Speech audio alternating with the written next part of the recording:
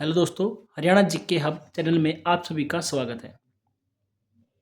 हमारा आज का टॉपिक है हरियाणा में पशुपालन। हरियाणा में पशुपालन भाग नंबर एक। इसमें जो सबसे इम्पोर्टेंट टॉपिक है उससे शुरू करते हैं। NDRI national dairy research institute. National dairy research institute 1923 में डेयरी शिक्षा के केंद्र के रूप में बेंगलोर में इसकी स्थापना की गई। कब की गई? 1923 में डेयरी शिक्षा के केंद्र के रूप में बेंगलोर में इसकी स्थापना की गई।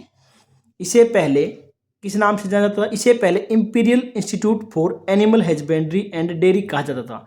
इसे पहले imperial institute for animal husbandry and dairy कहा जाता था। 1936 में इसका नाम बदलकर इंपीरियल डेयरी संस्थान कर दिया गया। 1936 में नाम बदलकर इंपीरियल डेयरी संस्थान कर दिया गया।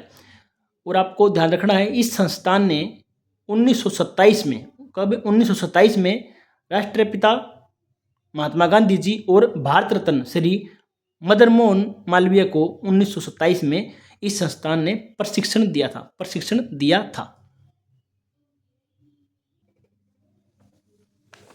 उसके बाद दोस्तों 1955 में इसका हेडक्वार्टर करनाल में स्थानांतरित कर दिया गया। इसको करनाल में स्थानांतरित कर दिया गया। 1970 में इसे भारतीय कृषि अनुसंधान परिषद के अंतर्गत लाया गया। 1970 में इसे भारतीय कृषि अनुसंधान परिषद के अंतर्गत लाया गया, जिसे ICAR भी कहा जाता है। ICAR 1989 में इसे एक डीम्ड विश्वविद्यालय घोषित किया गया।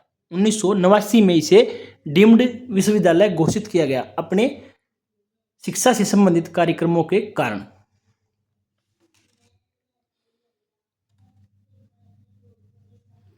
और कृषि नेतृत्व पुरस्कार इसे 2013 में मिला था। 2013 में कृषि नेतृत्व पुरस्कार से सम्मानित किया गया। और प्रधानमंत्री श्री नरेंद्र मोदी द्वारा सरदार पटेल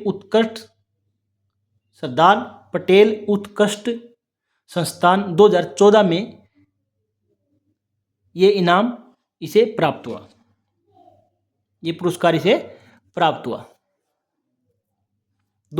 आप याद, 1955 में हेडक्वार्टर ट्रांसफर हुआ। 1970 में इसे कृषि ICAR के अंतर्गत लाया गया। 1989 में एक डीम्ड विश्वविद्यालय घोषित किया गया। 2 पुरस्कार, एक 2013 में और एक 2014 में इसे प्राप्त हुए, आप देख पा रहे हैं।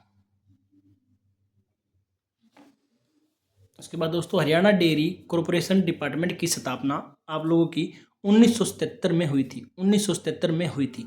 पशुओं के क्लोन भी NDRI के द्वारा तैयार किए जाते हैं। सर्वप्रथम क्लोन जो भैंस की नस्ल तैयार की गई थी उसका नाम गरिमा था। क्या था? गरिमा था, आपको याद रखना है।